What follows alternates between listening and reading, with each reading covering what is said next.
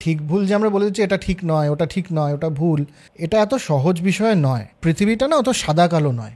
একটা টেররিস্ট, সে তার একটা নিজস্ব কারণ থাকতে পারে, সে টেররিস্ট হয়েছে, সে তো সমাজের জন্য খারাপ। তাকে অত্যাচার করাটা কি ন্যায়সঙ্গত? প্রত্যেকটা মানুষের নিজস্ব স্বাধীনতাকে তোমাকে গুরুত্ব দিতে হবে, যতক্ষণ না তোমার স্বাধীনতা আরেকটা মানুষের স্বাধীনতাকে ক্ষতি না করছে।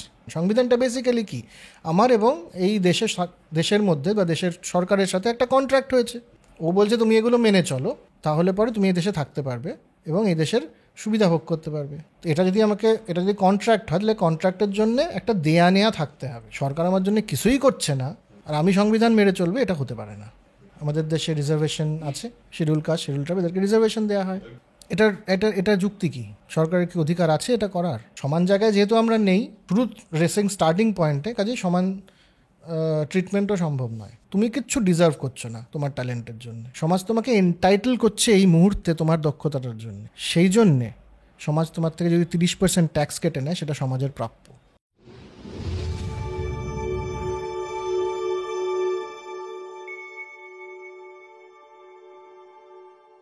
Hello and welcome to soul connection বৈঠক।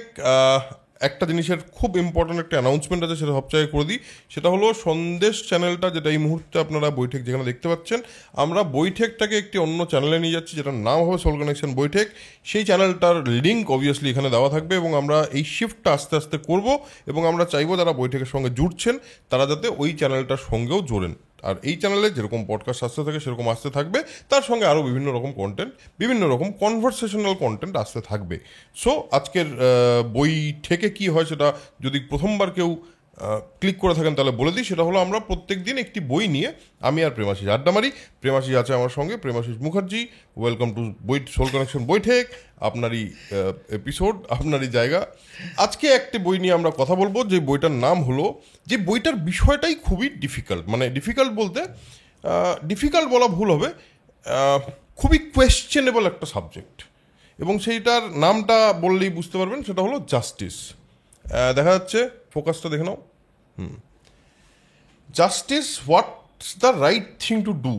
এই সারা পৃথিবীতে এটা লিখেছে হলো মাইকেল জে স্যান্ডেল। সারা পৃথিবীতে সবাই বিভিন্ন সময় এটাই প্রশ্ন করে যাচ্ছে, কোনটা ঠিক কোনটা ভুল। সো এই যে একটা প্রশ্ন, কোনটা ঠিক কোনটা ভুল, হ্যাঁ, এই প্রশ্নটা তো সারা পৃথিবীর একটা, মানে কি বলবো, মুখ্য প্রশ্ন, যে সবাই মরালি কোনটা ঠিক করছি কোনটা ভুল করছি, আর নিজের সঙ্গে ঠিক করছি, অন্যের সঙ্গে ঠিক করছি। আমি আমার জায়গার থেকে বলি, ফিল্ম মেকার হিসেবে আমার মাঝে মাঝে মনে হয় আমি এই গল্পটা ঠিক না ওই গল্পটা ঠিক। ঠিক ভুলের তো সারা পৃথিবীর ইয়ে। এই বইটা কেন চুজ করলি আজকে বইটাকে জন্য? হ্যাঁ, প্রথমত এই প্রশ্নটাতে আসবো, তার আগে অনেকেই লিখছেন যে লিখেছেন তার সম্বন্ধে একটু কথা না বললে ব্যাপারটা অন্যায় হয়ে যায়। মাইকেল জে স্যান্ডেল, উনি হার্ভার্ডে উনি প্রথমত একজন খুব বড় চিন্তাবিদ এই সময়কার। হার্ভার্ডে একটা উনি কোর্স নেন এই নামেই, justice, what's the right thing to do. সেটা নিয়ে প্রায় বোধহয় 12টা না 20টা এপিসোডের একটা পুরো ইউটিউবে কোর্সটা রয়েছে, তো সেটাও অনেকে দেখতে পারেন যদি চান। এখানে আমরা, আর তারপর উনি যেটা করেছেন সেই কোর্সে যেগুলো বলা হয়নি বা একটু ডিটেল করে এই বইটা লেখা হয়েছে। তো সেটা হচ্ছে অথরের পরিচয়। এবার হ্যাঁ, এই প্রশ্নটা তো আমাদের মধ্যে সবসময় রয়েছে যে ঠিক কি ভুল কি। আমি একেবারে সমাজ বা রাষ্ট্রের জায়গা থেকে যদি বলি, যে কিছু কিছু কোম্পানিকে আলাদা করে ট্যাক্স মুকুব করা হয়, তাদেরকে মনে হচ্ছে একটু প্রেফারেন্সিয়াল ট্রিটমেন্ট দেওয়া হচ্ছে, এটা কি ঠিক না? এটা ভুল। আবার ধর আমরা যে কোভিড গেল, কোভিডের সময় একটা সময় অক্সিজেনের খুব বিপদ হয়েছিল। অক্সিজেনের বিপদের সময় কি দেখলাম, যে খুব দাম বেড়ে গেল। যারা অক্সিজেন সিলিন্ডার বিক্রি করছেন দাম বাড়িয়ে দিলেন, তো মানুষজন খুব ক্ষেপে গেল যে অক্সিজেনের মতো একটা প্রচণ্ড গুরুত্বপূর্ণ বিষয়, এটার দাম বাড়িয়ে দেওয়া হচ্ছে কেন? এটা তো সুযোগ সন্ধানী একটা ব্যবসা হচ্ছে। এই যুক্তিটা যেমন ঠিক, তেমনি আবার তাদের দিক থেকে তারা বলেছে আর কি, যে দেখো যদি দাম বাড়ে তাহলে পরেই তো লোকজন আরও উৎসাহী হবে অক্সিজেন বিক্রি করতে, তাহলে অক্সিজেনের সাপ্লাই বাড়বে। পয়েন্ট ঠিক।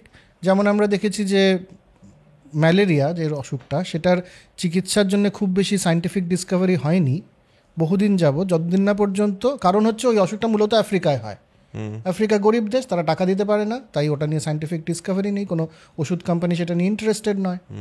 যখনই বিল গেটস ঢুকলেন ওখানে প্রচুর টাকা নিয়ে, তখনই ম্যালেরিয়া নিয়ে রিসার্চ শুরু হলো এবং এখন সেটা নিয়ে অনেক বৈজ্ঞানিক রিসার্চ হচ্ছে। এটাও একটা যুক্তি, তো এটা ঠিক কি ভুল, এই প্রশ্নগুলো আছে।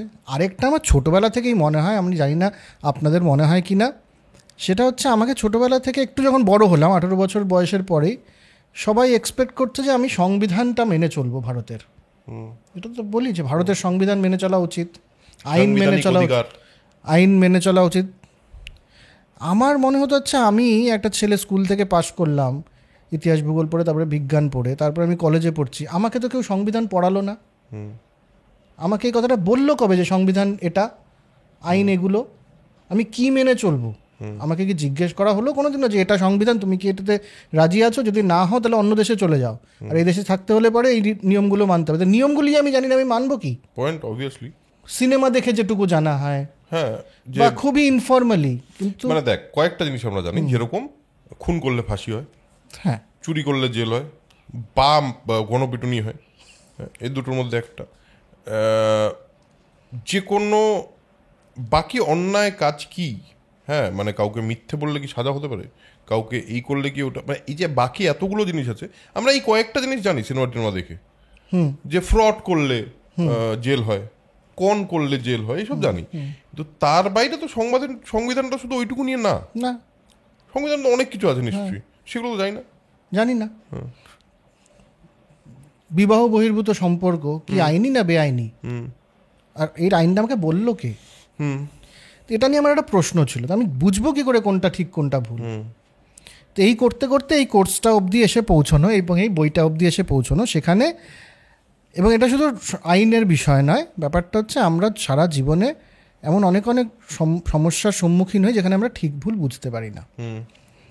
তার একটা উদাহরণ দিয়ে আমরা আজকের গল্পটা শুরু করি, আড্ডাটা শুরু করি। সেটা হচ্ছে, ধরা যাক এই গল্পটার একটা অংশ কিন্তু একটা সিরিজে খুব পপুলার হয়েছে, যেটা কি যেন নাম, কালাপানিতে, যেটাকে সুইচ প্রবলেম বলে। এটা খুব ফেমাস একটা প্রবলেম, কিন্তু ওখানেই প্রবলেমটা শেষ নয়, আমরা পুরোটা বলবো। ধরা যাক একটা ট্রেন লাইন দিয়ে একটা ট্রলি চলছে বা ট্রেন চলছে, ধরা যাক ট্রেনের ইঞ্জিনে একজন ট্রেন চালাচ্ছে, ট্রেনটা ব্রেক লাগানোর কোনো বন্দোবস্ত নেই, খারাপ হয়ে গেছে, এবং সে দেখছে সামনে হর্ন নেই, ধরা যাক হর্ন টর্ন কিছু নেই, ব্রেক নেই, সামনে 4 জন কাজ করছে, অবধারিতভাবে ট্রেনটা তাদের উপর দিয়ে চলে যাবে, মারা যাবে।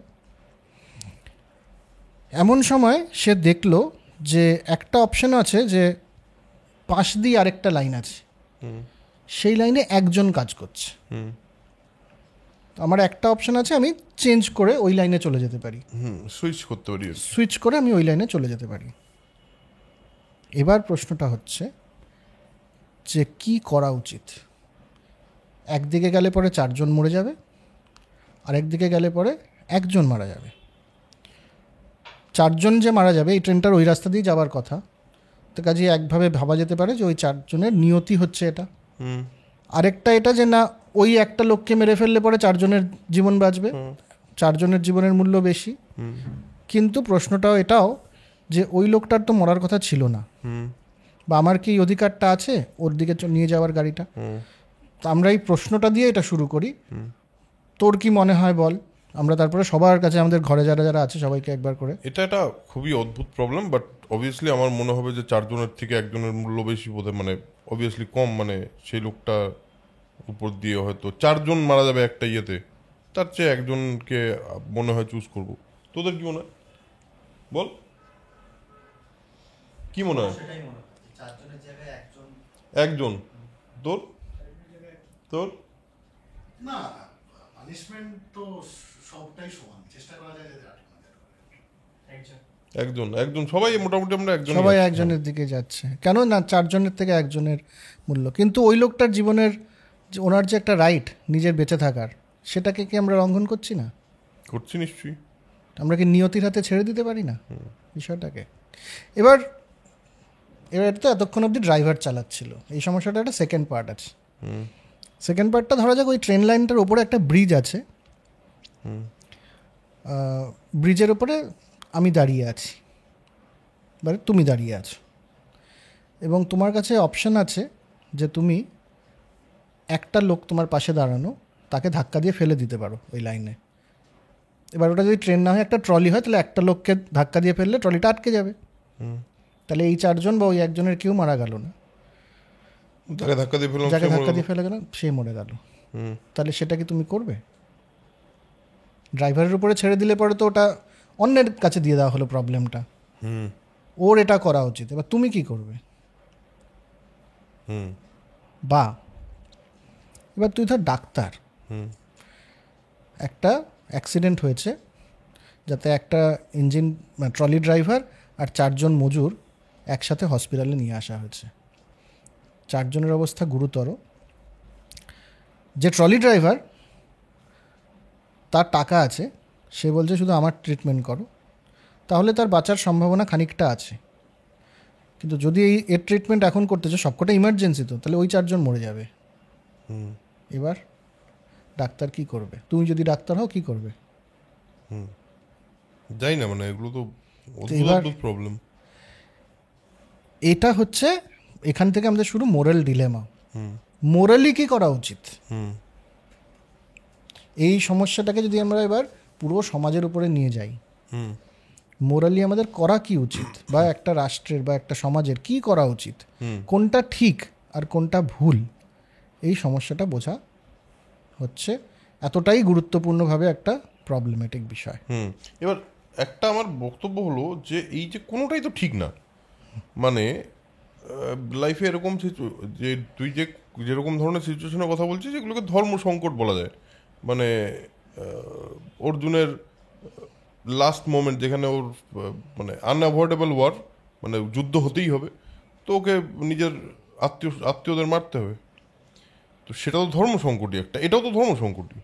এবার এই মরালিটি নিয়ে মানে এটা তো একটা খুব কঠিন বিষয়। এটা how did he explain it, মানে কিভাবে এক্সপ্লেন করেছে? তাহলে পরে তো জাস্টিস কিভাবে হবে? তাহলে হ্যাঁ, জাস্টিস কি করে হবে? জাস্টিস তো দিতে হবে। আমাদের তো কোর্ট বসে আছে, ল পাস হচ্ছে, জাস্টিস তো দিতে হবে। কি বেসিসে দেবো আমরা? কি বেসিসে আমাদের বানানো হয়েছে সমস্ত বিষয়টা? এটা নিয়ে বইটা। তো এটার একটা এক্সপ্লেনেশন তো এটা হতেই পারে যে যা ধর্মে বলা আছে, যেটা বলি তুই ধর্ম সংকট, যা ধর্মে বলা আছে সেটাই ঠিক, রিলিজিয়নে যেটা বলা আছে, রিলিজিয়াস স্ক্রিপচারে যা বলা আছে, যেটা করলে পুণ্য হবে সেটা ঠিক। হ্যাঁ, ইন এ ওয়ে। যদি আমরা, এবং এভাবে দীর্ঘকাল চলে এসছে, ধর আমাদের যে যারা লয়ার, তাদের যে ডিগ্রিটা, এটাকে এলএলবি বলা হয়। এলএলবি কেন? এলএলবি ফুল ফর্ম হচ্ছে লেক্স লেগাম ব্যাকুলারেট, মানে ব্যাচেলার। লেগাম মাঝখানের যে শব্দটা, তার মানে হচ্ছে আইন এর, ইটস আ প্লুরাল ফর্ম। সেই সময় 2 রকম আইন ছিল, একটা সিভিল ল, একটা রিলিজিয়াস ল। ক্রিমিনাল ল ছিল না, মানে হ্যাঁ, জেনারেল ল, কমন ল আর রিলিজিয়াস ল। তো ধর্মের হিসেব মতন তো ঠিক ভুল আছে। ধর যদি হিন্দু ধর্মের কথা বলি, তাহলে পরে কাম, ক্রোধ, লোভ, মোহ, মদ, মাৎসর্য, এগুলোকে একটা জেনারেলি বলে দেয় মানুষ যে এগুলো পাপ। ক্রিশ্চিয়ানিটির ক্ষেত্রে 6টা সিন পাপ। তো পাপ পুণ্যের একটা হিসেব আছে, 7 সিনস, সরি 7 সিনস, সেগুলো পাপ। পাপ পুণ্যের তো একটা হিসেব আছে, সেভাবে করা যেতে পারে। কিন্তু সমস্যা হচ্ছে একটা সমাজে তো শুধু হিন্দু বা শুধু মুসলিম বা শুধু খ্রিশ্চান বা শুধু বৌদ্ধিস্ট নেই, বিভিন্ন রকমের মানুষ রয়েছে। এক রুল সবার ক্ষেত্রে কি করে লাগাবে তুমি? তো এমন একটা বিষয় বা এমন একটা যুক্তি থাকতে হবে তো, যেটা দিয়ে সবাইকে ঠিক, মানে কারো খারাপ না হয়। তো তার একটা হচ্ছে সবার কল্যাণ করো, এটা একটা, যাতে বেশিরভাগ মানুষের কল্যাণ হয়, বেশিরভাগ মানুষ যাতে ভালো থাকে, সেটা একটা ভাবনা হতে পারে। আরেকটা যেটা বড় ভাবনা, যে স্বাধীনতার ভাবনা, সেটা হচ্ছে সব মানুষেরই স্বাধীন অধিকার আছে, সেটাকে প্রতিষ্ঠা করো, সেটাকে ঠিক করে রাখো, তাহলে ওটাই হচ্ছে জাস্টিস, ওটাই ঠিক কাজ। তো এই মূলত এই 3 ধরনের ভাবনা রয়েছে।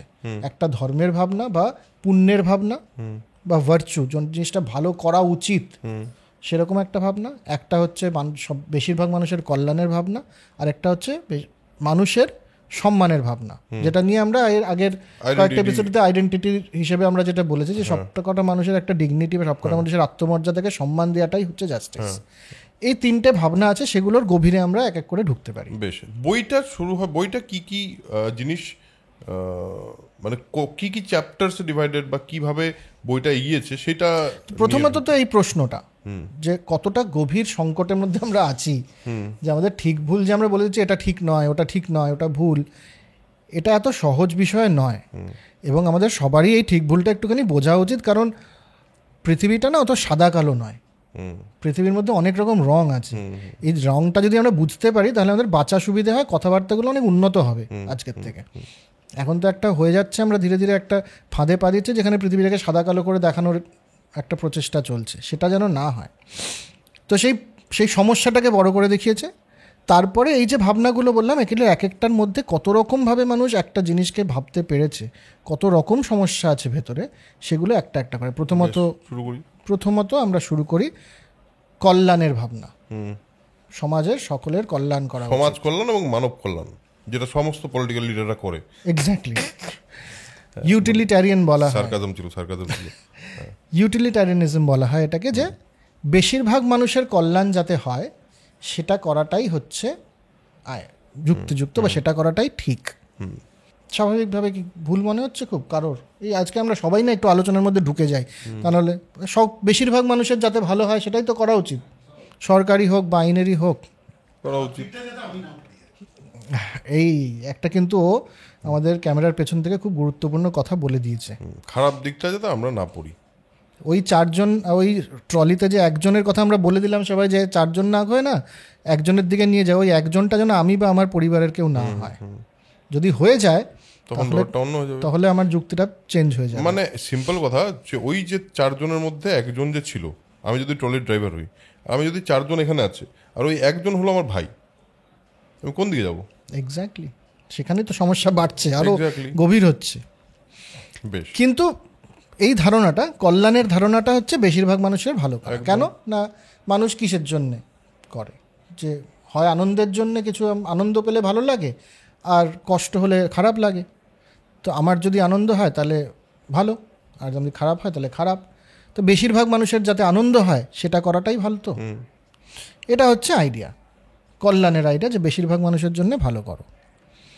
যেমন বেনথাম বলে একজন ছিলেন, উনি বলতেন যে ভিখিরিরা আছে রাস্তায় ভিক্ষে করে, এটা সমাজের জন্য খুব খারাপ। ভিখিরির জন্য ছেড়ে দাও, বাকি লোকদের জন্যও খারাপ। কেন না, যেমন আমাদের তোর পডকাস্টে সোহিনী এসে বলেছিল যে ভিখিরিরা এসে ভিক্ষে চাইছে, আমার তো খারাপ লাগছে যে আমি প্রিভিলেজড, ওরা পাচ্ছে না সমাজের জন্য, এটা তো আমার মধ্যে একটা কষ্ট সঞ্চার করছে। তো এই কষ্টটা পেলে পরে তো এটা আমার আনন্দ হচ্ছে না, তাহলে ভিখিরিদেরকে সরাতে হবে। অথবা আবার কারো মনে হতে পারে, এই রাস্তা দিয়ে যাচ্ছি আবার এই ভিখিরিরা কেন, এদের তো জামা কাপড় ভালো না, দৃশ্য দূষণ ওদের কাছে। দুদিক থেকেই মানুষকে কষ্ট দিচ্ছে। তো একটা কাজ করা হোক, এদেরকে নিয়ে গিয়ে একটা আলাদা জায়গায় রাখা হোক যেখানে এরা কাজ করবে। এই যুক্তিটা আমরা অনেক সময় যে ভিখিরিরা কাজ করে না কেন, তো বেনথাম বলতেন একটা জায়গায় নিয়ে রাখো যেখানে ওরা কাজ করবে, কাজ করে ইনকাম করবে, সেখান থেকেই ওদের চলবে। হতেই পারে। বেশিরভাগ মানুষের ভালো করো সমাজে। কিন্তু ওই যে বলেছে আমাদেরকে সায়ন, যে ওটা যেন আমি না হই।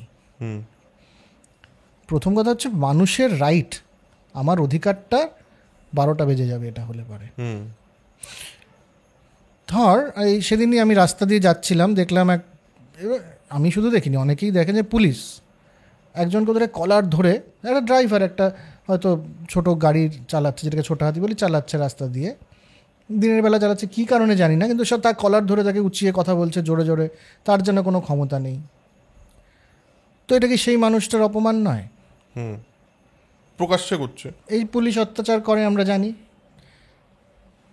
ক্রিমিনাল প্রমাণ হওয়ার আগেই তার উপরে অত্যাচার করা হয় আমরা জানি। সেটা হতে পারে যে বেশিরভাগ মানুষের পক্ষে সেটা ভালো, কিন্তু ওই লোকটার অধিকারের কি হবে? একটা টেররিস্ট, সে তার একটা নিজস্ব কারণ থাকতে পারে, সে টেররিস্ট হয়েছে, সে তো সমাজের জন্য খারাপ, বেশিরভাগ মানুষের জন্য সে খারাপ কাজই করছে, তাকে অত্যাচার করাটা কি ন্যায়সঙ্গত? না, আমাকে যদি জিজ্ঞেস করিস, আমি তো ওভারঅল যে একটা টেররিস্ট যদি আজকে অনেকগুলো মানুষকে মেরে থাকে, তাহলে তো তার শাস্তি তো পাওয়ার কথা, তার শাস্তি পাওয়ার কথা, কারণ বেশিরভাগ মানুষের কল্যাণের জন্যে, কল্যাণের কথা ভেবে। ঠিক, এবার ধরা যাক সেই টেররিস্টটা মুখ খুলছে না, তো সে অপরাধী, তার ফ্যামিলির লোককে নিয়ে এসে অত্যাচার করা হলো তার মুখ খোলানোর জন্য। এটা তো আবার ঠিক হলো না। কিন্তু সে যদি জানি যে এ যদি এখন মুখ না খোলে 4টে বম্ব বিস্ফোট হবে কলকাতার বিভিন্ন জায়গায়, সেক্ষেত্রে আজকের পডকাস্টটা কি আমাকে এবং সবাইকে আনকমফোর্টেবল করার জন্য হচ্ছে না? একদমই আনকমফোর্টেবল। এই প্রশ্নগুলো যদি আমরা না করি নিজেদেরকে, তাহলে তো মুশকিল। উত্তর হয় আমার তো মনে হয় এই ধরনের প্রশ্নগুলো উত্তর হয়, তোদের কাছে উত্তর আছে কোনো? রাইট। তো মুখ্য যে ধারণাটা, যে কল্যাণের ধারণা, এর মধ্যে একটু ঝামেলা আছে, একটু ঝোল আছে। কীরকম ঝোল? তার চেক রিপাবলিকে সরকার সিগারেটের উপরে ট্যাক্স বাড়িয়ে দিল। তো সবচেয়ে যেটা ক্ষতি হবে তাতে, যেই কোম্পানি ফিলিপ মরিস, যেটা বড় সিগারেট কোম্পানি, তারা একটা তখন স্টাডি করে তারা বের করে যে দেখো, সিগারেটে যদি ট্যাক্স কমাও তাহলে কিন্তু তোমার দেশের অর্থনীতির উন্নতি হবে। মানে সিগারেট বেশি বিক্রি করলে লোকে বেশি খেলে উন্নতি হবে? হ্যাঁ। আচ্ছা, কীরকম? দেশের পক্ষে ভালো। কীরকম? যে না, সিগারেট যদি ট্যাক্স কমা তাহলে বেশি বিক্রি হবে সিগারেট, বেশি যদি সিগারেট বিক্রি হয় তাহলে বেশিরভাগ লোক খাবে, তাহলে বেশি লোকের ক্যান্সার হবে, বেশি লোক তাড়াতাড়ি মারা যাবে। তাই তো? বেশি লোক যদি তাড়াতাড়ি মারা যায় তাহলে পরে বুড়ো বয়সে তাদের চিকিৎসা, তাদেরকে পেনশন, তাদেরকে হেন তেন এই সমস্ত সাহায্য দিতে সরকারের যে খরচাটা হয়, সেই খরচাটা হবে না। তাতে সুস্থ মানুষ যারা থাকবে, যারা সিগারেট খায় না, তাদের অভ্যেস ভালো, তাদের স্বাস্থ্য, তাদের ভালো রাখার দায়িত্বে সরকার বেশি খরচা করতে পারবে। কি অদ্ভুত লোকজন সব। হ্যাঁ। তারপর ধর একটা ফোর্ড গাড়ি আছে, ফোর্ড পিন্টো যখন বেরিয়েছিল তখন দেখা গেল একটা অ্যাক্সিডেন্ট হচ্ছে, তাদের গ্যাসের যে ট্যাঙ্কটা, মানে গ্যাসে চলে, তো গ্যাসের ট্যাঙ্কটা বাস্ট করছে। তো তখন রিসার্চ করে ইনভেস্টিগেট করে দেখা গেল যে ফোর্ড কোম্পানি জানতো যে একটা ফল্ট আছে, একটা প্রবলেম আছে ওই গ্যাস ট্যাঙ্কে, কিন্তু তাও ঠিক করেনি। কারণ ওরা একটা হিসেব করেছে যে কটা মানুষের অ্যাক্সিডেন্ট হবে, এই জিনিসটা যদি আমি ঠিক না করি তাহলে পরে কটা মানুষের অ্যাক্সিডেন্ট হবে, তাতে কত ক্ষতি হবে, আর যদি আমি লাগাই তাহলে পরে কত লাভ হবে।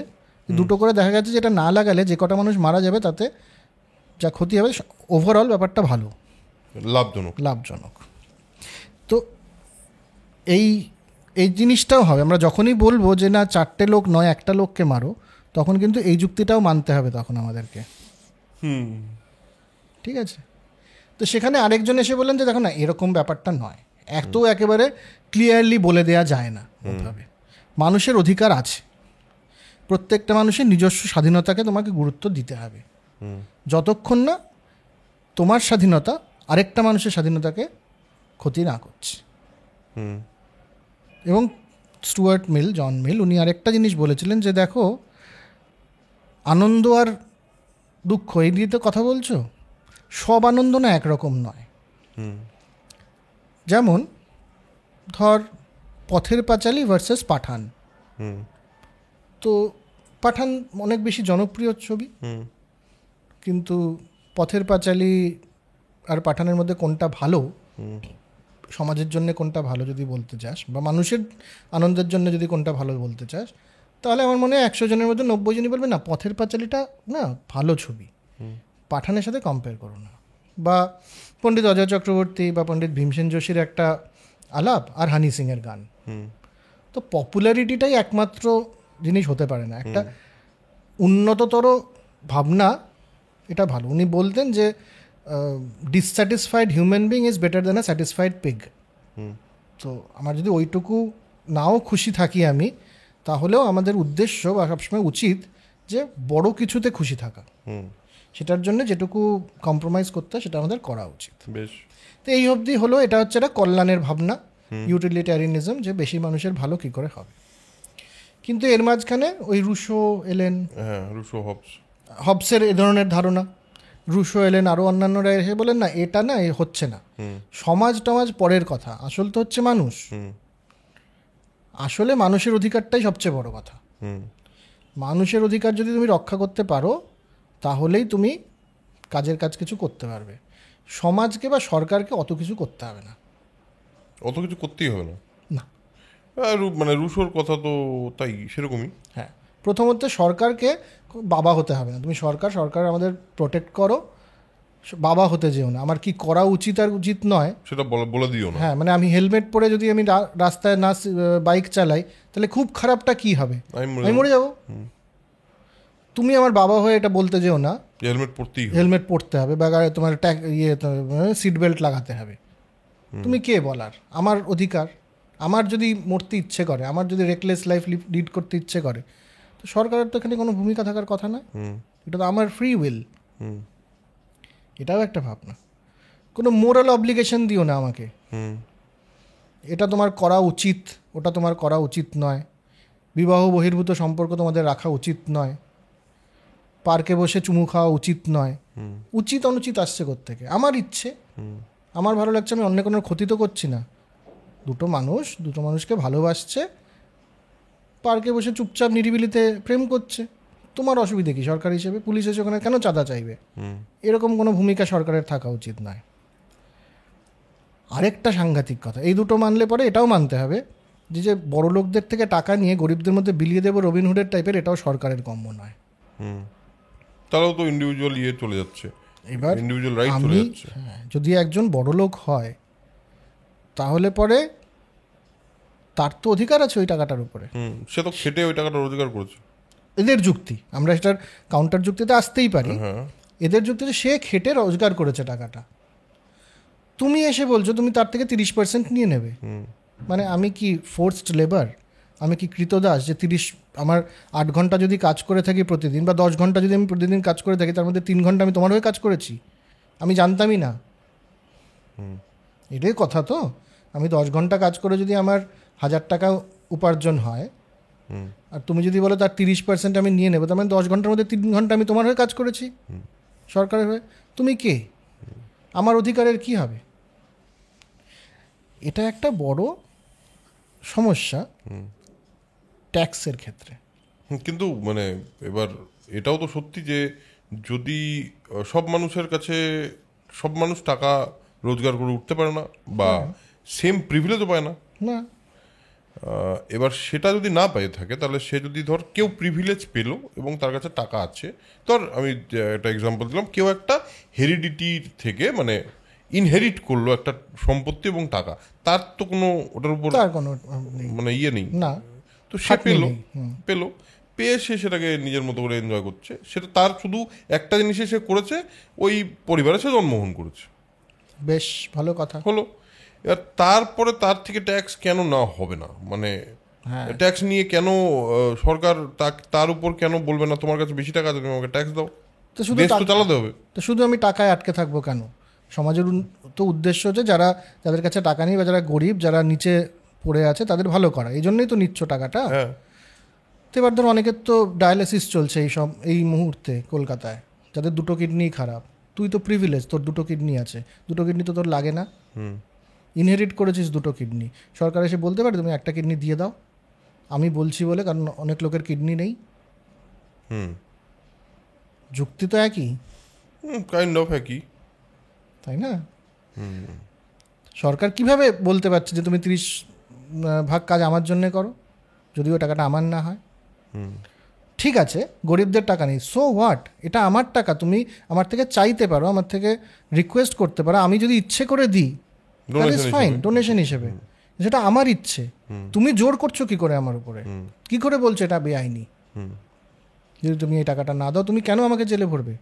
আমার অধিকারের কোথায় যাবে? এটা একটা মানে আইডিয়া আর কি, মানে এটা একটা ধরনের ভাবনা। হ্যাঁ, কেউ এটাও বলতে পারে না, এটা তো তুমি একটা গণতন্ত্রে আছো, গণতান্ত্রিকভাবে আমরা সরকারকে নির্বাচিত করেছি, তারা ঠিক করেছে এই ট্যাক্সটা নেবে, তো তুমিও তার পার্ট, কাজে তোমাকে এটা মানতে হবে। আমি তো বলতে পারি যে না, বড় লোক তো 1% দেশের বা 10%, তো বাকি 90% ভাবনাটা তুমি চাপিয়ে দেবে এই 10 ভাগের উপরে। এটা তো সে উপার্জন করেছে নিজের হিসেবে। যদি আমরা ইন্ডিভিজুয়াল রাইটের কথা বলি, তাহলে এটাও আমাকে মানতে হবে। ইন্ডিভিজুয়াল রাইটের কথা বললে তো এটাও মানতে হবে, হ্যাঁ রাইট, ঠিক আছে।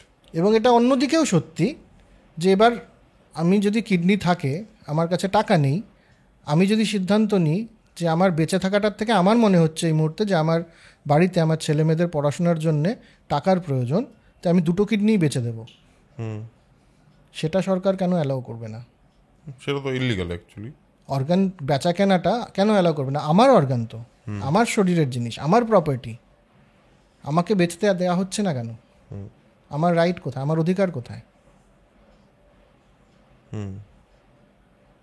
এগুলো সব সঙ্গত প্রশ্ন উঠে আসছে। ইউথেনশিয়ার যে কনসেপ্টটা আছে, যে একজন মানুষ সে প্রায় মারা যাবে, যেমন আমাদের সিনেমায় আমরা দেখেছি গুজারিশ, সেখানে দেখা যাচ্ছে যে ঋত্বিক রোশন যে ক্যারেক্টারটা প্লে করছে, সেই ক্যারেক্টারটা সে কিছুই করতে পারে না নিজে থেকে, সে শুধু বেঁচে আছে। তো সে চাইছে সরকারের কাছে গিয়ে যে আমাকে স্বেচ্ছামৃত্যুর অধিকার দেয়া হোক। এটা সরকারের কে অধিকার, কেন সরকার দেবে না? এটা তো আমার অধিকার, আমার জীবন আমি নিয়ে নিতে চাই, আমি আর কিছু করতে পারছি না বলে। যুক্তি তো এটা। বা একটা সিনেমা খুব পপুলার হয়েছে, অ্যাসামিস সিনেমা আমিষ বলে, দুজন নিজে একজন আরেকজনকে ভালোবাসে, ভালোবাসাটা এমন পর্যায়ে চলে গেছে যে তাদের নিজেদের একজন আরেকজনের মাংস কেটে খাচ্ছে। Basic concept. কেন করতে পারবো না? মানুষের মাংস খাওয়ার খারাপ, ঠিক আছে, অন্য কাউকে তো মারছি না, তখন ওটা অপরাধ হতে পারে। কিন্তু আমি আর তুই দুজনে মিলে ঠিক করলাম যে আমরা না দুজনে একজনের একজনের মাংস খাবো, জানিস তো, সরকার কেন আসবে বলতে? এটা আমি তো কারো ক্ষতি করছি না, দুজনে কনসেন্টিং অ্যাডাল্ট, ঠিক? এই সমস্ত প্রশ্নগুলো কিন্তু ইন্ডিভিজুয়াল রাইটসের প্রশ্ন। এই দুটো মূল জায়গার থেকে আমরা বুঝতে পারছি যে কোনো একটাই আমরা মেনে নিতে পারছি না। এই অবধি আমরা যে ভাবনাটা ডেভেলপ হয়েছে পৃথিবীতে, তাতে কিন্তু সব সমস্যার সমাধান হচ্ছে না। সব সমস্যার সমাধান তো হচ্ছেই না, কারণ মানে এখনো অবধি তো পুরোটাই আমার কাছে সমস্যাই মনে হচ্ছে, সমস্যা মনে হচ্ছে। তারপর ধর ফ্রি মার্কেট ইকোনমি যদি বলি, আচ্ছা ঠিক আছে, আমি মেনে নিলাম ফ্রি মার্কেট হওয়া উচিত, সবার নিজস্ব অধিকার। তো এবার অ্যাবর্শনের অধিকারও তাহলে আমার। তো আমি যদি একটা মহিলা যদি অ্যাবর্শন করতে চায়, বা যেটা আমাদের দেশে একটা শহরে শুরু হয়ে গেছিল, এখনও সম্ভবত আছে, যে সারোগেট মাদার হওয়ার জন্যে তারা টাকা নিচ্ছে, সেটা কি তার অধিকার আছে কি নেই? আমার শরীরটা, আমার গর্ভটা আমি ভাড়া দিচ্ছি 9 মাসের জন্য, তার জন্য আমি টাকা পাচ্ছি 2 লাখ টাকা, 3 লাখ টাকা বা 5 লাখ টাকা, যা হোক। তো একটা মহিলার কি সেটা অধিকার আছে কি নেই? এগুলো সমস্ত প্রশ্ন উঠতে থাকলো, যে কল্যাণের ভাবনাটাও ঠিক হচ্ছে না, ইন্ডিভিজুয়াল রাইটেও আমরা সব প্রশ্নের উত্তর পাচ্ছি না। যদি আমরা ইন্ডিভিজুয়াল রাইট এবং ফ্রি চয়েসের কথা বলি, তো এখানে একটা আচ্ছা, ওইতে আমরা পরে আসতে পারি। তো এইখানে একজন ভদ্রলোকের ভাবনাটা খুব দাম পেল শেষ মুহূর্তে, অনেক প্রশ্নের উত্তর সেখানে আমরা পাবো। সেই ভদ্রলোকের নাম হচ্ছে ইম্যানুয়েল কান্ট। ইম্যানুয়েল কান্ট প্রথম বললেন যে দেখো, মানুষ শুধুমাত্র খুশি আর কষ্ট এই দুটো দিয়ে নির্ধারিত হয় না। কী পেলে আমি আনন্দ পাচ্ছি আর কী পেলে আমার কষ্ট হচ্ছে, কী হলে কষ্ট হচ্ছে, এটা না মানুষের মূল ভাবনা নয়, এটা মানুষকে মানুষ করছে না। এটা তো একটা পশু পাখি উদ্ভিদ সবার ক্ষেত্রেই হয়, বায়োলজিক্যাল রুল বা ফিজিক্যাল ল দিয়েই তো চলে। একটা বিলিয়ার্ড বোর্ডকে আমি ছুঁড়ে ফেললে ও নিচেই পড়বে, আপেল একটা যদি খসে পড়ে নিচেই পড়বে, কারণ গ্র্যাভিটি আছে, ওর নিজস্ব কোনো ইচ্ছে নেই, ফ্রি চয়েস নেই। মানুষের আছে, কি আছে, যে মানুষ আমার ভালো বা আমার খারাপ ছাড়া কোনটা ভালো কোনটা খারাপ সেটা যুক্তি দিয়ে ভাবতে পারে। ইমিডিয়েট কোনো ভালো খারাপের প্রভাব থেকে বেরিয়ে আমরা বুঝতে পারি যে তুই যখন বলছিস চুরি করাটা ভুল, এটা একটা নীতি আমি মেনে নিয়েছি আমার জন্যে, চুরি করাটা ভুল কাজ বা মানুষকে মারলে ভালো না, এটা আমি জানি। আমার যদি অসুবিধে হয় তাও মানুষ মারা ঠিক নয়, আমার যদি অভাব থাকে তাও চুরি করা ঠিক নয়, করাপশন করা উচিত না, ঘুষ নেওয়া উচিত নয়। কোনোভাবেই আমি জাস্টিফাই করতে পারবো না আমার নিজেকে, অন্তত আমি বাইরে বলতে পারি যে ঘুষ নিয়ে আমি ভালো করেছি। যুক্তিতর্ক দিয়ে মানুষ এই সিদ্ধান্তটা নিতে পারে। এটা কি সবার ক্ষেত্রে এক? ইম্যানুয়েল কান্টের মতে সব মানুষের মধ্যেই ক্যাপাবিলিটিটা আছে, সে করছে কি করছে না সেটা বড় কথা নয়। আচ্ছা, সবকটা মানুষের মধ্যেই ক্ষমতাটা আছে যে সে ইমিডিয়েট ভালো খারাপ বা আমার কি পাচ্ছি বা পাচ্ছি না তার বাইরে গিয়েও ভাবতে পারে কোনটা ঠিক কোনটা ভুল। বেশ, নিজের জন্য কিছু জিনিস ডিউটি হিসেবে মানতে পারে মানুষ, সেটা যে মানুষ করতে পারে, সেই জন্য প্রত্যেকটা মানুষের একটা মর্যাদা প্রাপ্য। এটার জন্য নয়, কিন্তু এখানে খুব সূক্ষ্ম পার্থক্য আছে যে সে সেটা করছে কি না। তা তোর মধ্যেই ক্ষমতাটা আছে যে তুই খারাপ ভালো ইমিডিয়েট আনন্দ বা বিষাদের বাইরে গিয়েও তুই ভাবতে পারিস কোনটা ঠিক বা কোনটা। মোরাল চয়েস নিতে পারি আমি, মোরাল চয়েস তুই নিতে পারিস, এই ক্ষমতাটা তোর আছে বলে তোকে আমি একে মর্যাদা দিতে হবে। প্রত্যেকটা মানুষের এইটা আছে বলে এবং সমপরিমাণ আছে বলে প্রত্যেকটা মানুষের সমপরিমাণ মর্যাদা প্রাপ্য। বেশ, এটা ইমানুয়েল কান্ট বললো প্রথম। এটা একটা বড় বিষয়। তাহলে আমরা প্রথম বুঝলাম যে ওই যে পুলিশ দাঁড়িয়ে একটা লোককে মেরে দিচ্ছে, এটা ঠিক হচ্ছে না, কারণ ওই লোকটার মধ্যে একটা ডিগনিটি আছে। তুমি ওর ডিগনিটিকে, ওর মর্যাদাকে তুমি সম্মান দিচ্ছ না। তুমি মনে করছো ও হয়তো নিচের চাওয়া পাওয়ার জন্য কিছু একটা করে ফেলেছে, যেটা ভুল হতে পারে, ঠিক হতে পারে, কিন্তু সে যে তার বাইরে গিয়েও কিছু ভাবছে, সেটার তো তুমি মর্যাদা দিচ্ছ না যে করতে পারে। এটা প্রথম কথা। আর দ্বিতীয় কথা, এখান থেকেই মোরালিটিও আসছে, যে তুমি তখনই মোরাল বা ন্যায়সঙ্গতভাবে একটা কাজ করবে যখন তুমি তোমার ইমিডিয়েট দুঃখ বা বিষাদ ভুলে গিয়ে যেটা ঠিক মনে হবে সেই কাজটা তুমি করছো। তোমার এটা ডিউটি। মানে তুমি ডিসাইড করছো অন ডিফারেন্ট প্যারামিটার্স যে তোমার জন্য এই কাজটা ঠিক না ভুল। আমার জন্য নয়, এই কাজটাই ঠিক, কাজটা ঠিক, মানে আমার জন্য না, কাজটা ঠিক না ভুল, এটা অনেকগুলো প্যারামিটার দিয়ে তো দেখতে হবে। আমি সমাজের জন্যও করছি না, আমি পুণ্য হবে বলেও করছি না, আমি অন্যের উপকার বা আমার অপকার হবে তার জন্যও করছি না, শুধু এটা ঠিক বলে আমি করে ফেলছি। যেমন মিথ্যে কথা আমি বলবো না, এটা যদি কেউ মেনে নেয় তাহলে পরে মিথ্যে কথা সে বলবে না। মিথ্যে কথা বললে যদি তার সুবিধা হয় তাও সে বলছে না, অন্যের সুবিধা হয় যদি তাও, তখন যদি বলতে হয় তাও বলবে না, কোনোভাবেই না। মিথ্যে কথা বলাটা উচিত না, এটা যদি কারো হয় তখনই সে ফ্রি এবং তখনই সেটা মোরাল। এবং এটা যে মানুষ করতে পারে তার জন্য প্রত্যেকটা মানুষের মর্যাদা আছে, প্রত্যেকটা মানুষকে সেজন্য সম্মান করতে হবে। আমার একটা প্রশ্ন আছে, মিথ্যে কথা বলা নিয়ে বললি, ধর আমি একটা সিচুয়েশন বলছি, এটা একজন ভদ্রলোক, তার বয়স ধর 60 বছর, তার ছেলে ধর ইয়াং, ধর তার ছেলের একটা কিছু হয়েছে, যে ঘটনাটা ধর একটা এমন অসুখ হয়েছে যে অসুখটা সারতে 2 বছর সময় লাগবে, কিন্তু সারবে কিনা শিওর না, কিন্তু সারতেও পারে, অপশন আছে। এই লোকটাকে যদি এই মুহূর্তে এই খবরটা দেওয়া হয়, সত্যি কথা বলে দেওয়া হয়, তাহলে এই লোকটা মরে যেতে পারে এই মুহূর্তে হার্ট অ্যাটাক করে। আমি তখন যদি মিথ্যে কথা বলি যে না এই ছেলেটার না কিছু হয়নি, ও এখন আপাতত 2 বছর বাইরে থাকবে, তাহলে এই লোকটা তো বেঁচে গেল, এই 60 বছরের লোকটা, তাহলে মিথ্যে কথা বলাটা ঠিক হয়ে গেল না? না, মোরাল কাজ হলো না এটা তোমার। একটা লোকের, এই ছেলেটা যা হওয়ার তা তো হবে জীবনে, কিন্তু একটা লোক তো বাঁচলো। আমি জানি যে ওই লোকটা এর আগে একবার এরকম হয়ে হার্ট অ্যাটাক হয়ে গেছিলো, খুব ডেঞ্জারাস অবস্থা হয়ে যায়। এই লোকটাকে এই কথাটা যদি না বলি, বলাটা কি করে মোরাল হয়ে যাবে? বললাম মরে গেল, তো এটা মোরাল কাজ কি করে হলো? তুই কোথা থেকে আসছিস? তুই তো আসছিস greatest good for greatest number of people, কল্যাণকর ভাবনার থেকে আসছিস তো তুই। সেটা কল্যাণকর হবে হয়তো, কিন্তু সেটা ন্যায়সঙ্গত হবে না, ন্যায় তার কথা বলবে না। তুমি ওই লোকটাকে বুঝিয়ে বললে পরে সেও যে সত্যি স্বীকার করতে পারে, তার যে ইমিডিয়েট দুঃখটাই যে তার বড় হয়, তুই তো তাই ভাবছিস যে এই লোকটাকে বললে পরে, কারণ এই লোকটার বেঁচে থাকা বা মরে যাওয়া, এই লোকটার একটা খবরকে নিয়ে রিয়্যাক্ট করা, এটা পুরোপুরি ডিপেন্ড করছে ওর নিজস্ব সুখ এবং ওর নিজস্ব আনন্দ, নিজস্ব বিষাদের উপরে। তখনই তুই এটা বিশ্বাস করছিস, তখনই তুই ওকে ডিগনিটি দিচ্ছিস না, তখনই তুই ওকে মর্যাদা দিচ্ছিস না। কাজেই এটা ন্যায়সঙ্গত। বুঝলাম ঠিক আছে। তো এই জন্যে কান্টের মত হচ্ছে আমরা যখন ডিউটি দিয়ে কাজ করি তখনই আমরা ফ্রি। বেশ, এটা একটা আমূল পরিবর্তন হয়েছে আমাদের ন্যায় এবং এই মানে বিচার বা কোনটা ঠিক কোনটা ভুল ভাবার ক্ষেত্রে, যে এটা হচ্ছে। এবং এখান দিয়েই ধর এই যে যেখানে আমি কাজ করি ইউনাইটেড নেশনসের উৎপত্তির মূল ধারণাটাই হচ্ছে এখানে কোন দেশের কি ভালো লাগবে, কোন দেশের কি খারাপ লাগবে, এখনকার রাজনৈতিক পরিস্থিতি কি, অর্থনৈতিক পরিস্থিতি কি, সব কিছুর বাইরে গিয়ে এক্সপেক্টেড যে ইউনাইটেড নেশনস দাঁড়াবে যেটা ঠিক ন্যায়সঙ্গতভাবে, তার জন্য ডিউটি বাউন্ড হবে। এক্সপেকটেশন, আমি রিয়েলিটির কথা বলছি না। রিয়েলিটি এদিক ওদিক হতে পারে, কিন্তু এটাই এক্সপেকটেশন, এটাই ফিলসফি।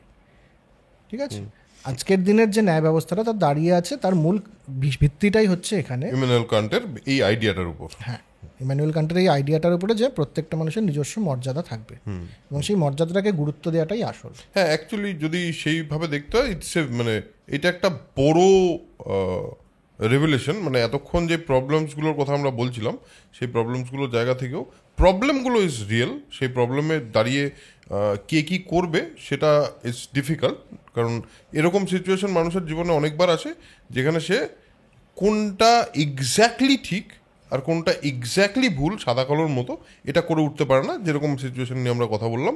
কিন্তু the idea is making sense. Idea is making sense. যেমন তোকে আমি বলছি যে ওই যে একটা সিনেমা ছিল লাইফ অফ পাই, হ্যাঁ, লাইফ অফ পাই একটা রিয়েল ঘটনার উপরে বেস করে কিন্তু বানানো, ওরকম নয়। একটা জাহাজ ভেঙে পড়ে, সেখান থেকে 4 জন মাত্র ভেলায় করে আসতে পারে, 3 জন হয়তো ক্যাপ্টেন আর 2 জন বড় বড় মানুষ আর একটা ক্যাবিন বয়। ক্যাবিন বয়টার নাম ছিল রিচার্ড পার্কার, যেই নামটা ইউজ করেছে লাইফ অফ পাইতে। বাঘের নাম দিয়েছে রিচার্ড পার্কার। তো ক্যাবিন বয়টার নাম ছিল রিচার্ড পার্কার, তার দুকুলে কেউ নেই, অনাথ ছেলে। তো এরা কিছুদিন যাবৎ ভেসে যাওয়ার পরে কিছু হচ্ছে না, মাঝ সমুদ্রে রয়েছে। তো রিচার্ড পার্কার অসুস্থ হয়ে পড়ে এবং দেখা যায় যে সে হয়তো আর সি সিকনেস এবং অন্যান্য অনেক অসুখের কারণে সে 2-3 দিন পরে মারা যাবে। কিন্তু এই বাকি 3 জন তখন ঠিক করে যে 2-3 দিন পরে তো যে মারাই যাবে, তখন তো আমরাও মরে যাবো, কারণ আমাদের কোনো খাবার নেই। তারা 3 জন মিলে সিদ্ধান্ত নেয় যে রিচার্ড পার্কারকে মেরে ফেলো এবং ওর উপরে ওকেই খেয়ে নাও, আর নইলে আমাদের বাঁচার কোনো রাস্তা নেই। তারা কিন্তু রিচার্ড পার্কারের হত্যা করে এবং সেই তার মাংসটা খায়। তার বেশ কিছুদিন পরে যখন উদ্ধার হয়, তখন দেখা যাচ্ছে রিচার্ড পার্কারের দেহটা অর্ধেক খাওয়া আর কি। এবং যখন ফিরে আনা হয় ইংল্যান্ডে, তখন কেস চলে। তখন এটাই যুক্তি দেওয়া হয়েছিল যে রিচার্ড পার্কার না মারা গেলে তো আমরা মরে যেতাম, এবং রিচার্ড পার্কার দুর্বল ছিল, এমনি মরে যেত 2 দিন পরে। হ্যাঁ, এমনি মরে যেত 2 দিন পরে। আর ওর তো দুকুলে কেউ নেই, আমাদের তো ফ্যামিলি আছে, আমরা সমাজের একটা গুরুত্বপূর্ণ কাজ করি। তো ওকে মেরে আমাদের তো বেঁচে থাকলে পরে সমাজের উন্নতি হচ্ছে। কিন্তু তখনও যুক্তিটা এটাই দেওয়া হয় যে না, যত কিছুই হোক না কেন, রিচার্ড পার্কার যেহেতু একটা মানুষ, তাকে মারবার অধিকার তোমাদের ছিল না। তো এই ইমানুয়েল কান্টের একটা জায়গায় আমরা এসে পৌঁছলাম। এবার এখান থেকে আমরা পার্সোনাল লেভেলে অনেক কনফ্লিক্টের আমরা উত্তর পেতে পারি। কীরকম? এই যে তুই যেমন সমস্যাটার কথা বললি যে আমার একজন অসুস্থ কিন্তু একজন বয়স্ক মানুষ রয়েছে, তাকে আমি খবরটা দেবো কি দেবো না। এবার কিভাবে তুই দিবি সেটা আলাদা কথা, কিন্তু দেওয়াটা ন্যায়সঙ্গত। হ্যাঁ, তুই কল্যাণকর ভাবতেই পারিস সেই সময়, কিন্তু নিজেকে তখন মনে করো না যে আমি খুব ন্যায়সঙ্গত কাজ করলাম। একদমই ঠিক। হ্যাঁ, এবার আমাদের প্রথম আরেকটা প্রশ্ন আমরা করেছিলাম না, যে আমার মনে হয়েছে যে আমি যে কনস্টিটিউশন মানবো কি মানবো না, বা কনস্টিটিউশন আমাকে আমি জানবো কি করে কনস্টিটিউশন কি। তো সবাই বলে কনস্টিটিউশন মানতে, ভারতের সংবিধান মেনে চলতেই হবে। কেন মানে চলতে হবে? আমাকে তো কেউ জিজ্ঞেস করেনি। আমি যদি ইন্ডিভিজুয়াল হই, আমার যদি ইন্ডিভিজুয়াল রাইট থাকে, তাহলে তো আমাকে জিজ্ঞেস করা উচিত আমি এই সংবিধানটা মানবো কি মানবো না। আমাকে তো জিজ্ঞেস করেনি কেউ, তাহলে মানবো কেন? এই ব্যাপারে জন রলস বলে একজন ছিলেন, তিনি বলছিলেন যে দেখো, এটা ঠিকই প্রশ্ন, সঙ্গত প্রশ্ন এটা, যে মানুষকে যদি যে কোনো কন্ট্রাক্ট, সেটা আমার আর তোর মধ্যে কন্ট্রাক্ট হতে পারে, আমার এবং সমাজের মধ্যে কন্ট্রাক্ট হতে পারে, যেটা সংবিধানটা বেসিক্যালি কি, আমার এবং এই দেশের মধ্যে বা দেশের সরকারের সাথে একটা কন্ট্রাক্ট হয়েছে যে আমি এই জিনিসগুলো করবো না, এইটা মেনে চলবো আমি। ও বলছে তুমি এগুলো মেনে চলো, যদি তুমি মেনে চলো তাহলে পরে তুমি এই দেশে থাকতে পারবে এবং এই দেশের সুবিধা ভোগ করতে পারবে। এটা যদি কন্ট্রাক্ট হয়, তাহলে কন্ট্রাক্টের জন্য একটা দেয়া নেয়া থাকতে হবে। সরকার আমার জন্য কিছুই করছে না আর আমি সংবিধান মেনে চলবে, এটা হতে পারে না। সরকারকেও কিছু করতে হবে। দ্বিতীয় কথা হচ্ছে, এই ধরনের কন্ট্রাক্টে পৌঁছতে গেলে পরে সবাইকে একই রকমভাবে ভাবতে হবে, সবাইকে ইকুয়াল হতে হবে। তা না হলে পরে একটা গ্রুপ তার মতবাদটা চাপিয়ে দেবে অন্য গ্রুপের ওপরে। কাজে ইকুয়ালিটির কনসেপ্ট যেটা আছে, সেটা কমিউনিজম থেকে আসছে না আজকের এতে। সেটার কনসেপ্ট হচ্ছে সবাই যদি ইকুয়াল না হয়, তাহলে পরে এই কনস্টিটিউশনটারই কোনো মানে হয় না। বা কনস্টিটিউশন তো চেঞ্জ হবে। সংবিধান তো কোনো দেশের সংবিধানই একবারে বানিয়ে দিলে আমার সেটা 500 বছর ধরে চলবে এইভাবে কোনোদিনও সংবিধান বানানো হয় না, কারণ পরিবর্তিত পরিস্থিতিতে বারবার চেঞ্জ করতে হবে। তো চেঞ্জ করবে কে, কী হিসেবে? জনরল মধ্যে সবাই যদি ইকুয়াল না হয় তাহলে পরে এটা সম্ভব নয়। সেই জন্য ইকুয়ালিটি প্রয়োজন, এবং সমাজের এমন কাজ করা দরকার যেগুলো সমাজকে, সবাইকে ইকুয়াল হতে সাহায্য করবে। তাছাড়া সংবিধানের কোনো বা সরকারের কোনো কাজ নেই সবাইকে ইকুয়াল হতে। যদি সেটা হতে পারে তুমি ট্যাক্সে ছাড় দিচ্ছ, ইম্পোর্টে ছাড় দেওয়া হয়, বা একটা কোম্পানিকে আমরা বলেছিলাম কিছু কিছু কোম্পানিকে আলাদা করে সুবিধা দিয়ে দেওয়া হচ্ছে, সেটা তখনই ঠিক যখন ওকে ছাড় দিলে পরে অর্থনৈতিক উন্নতি হবে, তা দিয়ে সমাজ সমান হতে পারে, সবার কাছে পৌঁছবে। তা যদি না হয় তাহলে পরে কোনো মানে নেই। এখান থেকে কনসেপ্ট হচ্ছে যে তাহলে এবার আমরা একটা খুব রিয়েল লাইফ কেসে ঢুকি, সেটা হচ্ছে রিজার্ভেশন। আমরা জানি আমাদের দেশে রিজার্ভেশন আছে, বিশেষ কিছু কাস্টকে, শিডিউল কাস্ট, শিডিউল ট্রাইব, এদেরকে রিজার্ভেশন দেওয়া হয়। একদম। এটা কি ঠিক না ভুল? কারণ অনেক মানুষ যারা সেই অর্থে যাদেরকে আমরা জেনারেল কাস্ট বলি, তাদের অনেকে কলেজে অ্যাডমিশন পায়নি, স্কুলে অ্যাডমিশন পায়নি। সে সময় আমরা দেখতে পাই তারা একটা রাগারাগি করছে যে কেন এটা কোটা সিস্টেমের এগেনস্টে কথা বলেছে অনেকে। তো ইকুয়ালিটি তৈরি করার চেষ্টা চলছে। তো এটা যুক্তি কি? সরকারের কি অধিকার আছে এটা করার, বা এটা করা কি উচিত? তো এটার যুক্তি হচ্ছে যে 3-4টে যুক্তির মধ্যে একটা হচ্ছে তুই যেই পরিবারে জন্মগ্রহণ করেছিস সেটা তো তোর অ্যাক্সিডেন্ট, তার জন্য কিছু প্রিভিলেজ পেয়েছো। এই প্রিভিলেজটা তো তোমার মানুষ হিসেবে নাও পেতে পারতি। আজকে ধর একটা ছেলে, দুটো ছেলে বা দুটো মেয়ে একটা পরীক্ষা দিচ্ছে, তো তারা সমান রেজাল্ট করবে কি? একজন হয়তো শহরের কোনো ভালো স্কুলে পড়েছে, ভালো টিচার তার পরিবার রাখতে পেরেছে, তার প্রস্তুতি, আর একটা গ্রামের ছেলে বা মেয়ে তার প্রস্তুতি তো সমান হতে পারে না। তো তুমি একটা রেসে দৌড়াচ্ছ, একজনকে বলছো তুমি 10 মিটার পিছন থেকে দৌড় শুরু করো, তারপরে বলবে যে আগে ওইখানে পৌঁছবে সে জিতবে। এটা তো কোনো সম্ভব নয়। তাহলে তাদেরকে ওভাবে করা যেতে পারে না কখনোই। সমান জায়গায় যেহেতু আমরা নেই শুরু রেসিং স্টার্টিং পয়েন্টে, কাজেই সমান ট্রিটমেন্টও সম্ভব নয়। তো যে মেরিটোক্রেসি নিয়ে আজকাল যে খুব কথা হচ্ছে, এটাকে এরা বলছেন যে এটা কোনো যুক্তি নেই এটার। তুই কোথায় জন্মগ্রহণ করছিস, কী পরিবেশে বড় হচ্ছিস, হ্যাঁ, কী ধরনের সুবিধা আমি পাচ্ছি বা পাচ্ছি না, তার উপরে নির্ভর করছে। আরেকটা বড় প্রশ্ন এখানে, সেটা হচ্ছে ট্যালেন্ট। হ্যাঁ, ট্যালেন্টেড লোকের সফল হওয়া উচিত। ও অনেক ট্যালেন্টেড, তাও কিছু হলো না। এত ট্যালেন্ট নিয়েও এর তো হওয়া উচিত, এত ট্যালেন্ট আছে, এরকম কথা তো প্রচুর হয়। এবার ধর আবার একটা সিনেমার উদাহরণ দিই, মেরিকম। মেরিকম একজন বক্সার, বিশ্ববিখ্যাত বক্সার, কিন্তু সারা জীবনে সেই মহিলা যা উপার্জন করেছেন, প্রিয়াঙ্কা চোপড়া একটা সিনেমায় তার ভূমিকায় অভিনয় করে তার থেকে বেশি উপার্জন করেছেন বা নাম পেয়েছেন বা জনপ্রিয়তা, তাই না? এটা কি উচিত কি উচিত নয়? ট্যালেন্ট কোনটা? মেরিকম তো বলতে পারেন যে আমি বক্সার, আমার ট্যালেন্টটাকে গুরুত্ব দিচ্ছ না তুমি। তো এখানে কথা হচ্ছে যে আজ থেকে যদি 500 বছর আগে একটা মানুষ জন্মাতো, 500 না হয়তো 2000 বছর আগে, তাহলে হয়তো গাছে উঠতে পারাটাকে ট্যালেন্ট মনে করা হতো। যার মাথাটা খুব অঙ্কে ভালো তাকে তো তখন ট্যালেন্ট বলা হতো না। আজকে বলা হচ্ছে।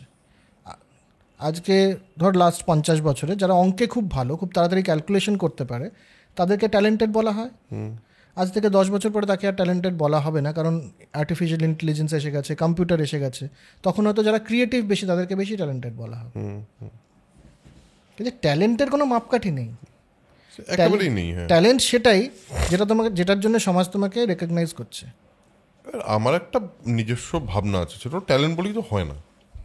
ট্যালেন্ট বলে কিছু হয় না কেন? আমার মনে হয় যে কোনো কাজ যদি কেউ খুব মন থেকে অনেক দিন ধরে খুব প্যাশন থেকে করতে থাকে, তাহলে সেই কাজটার উপর একটা দক্ষতা তার চলে আসে।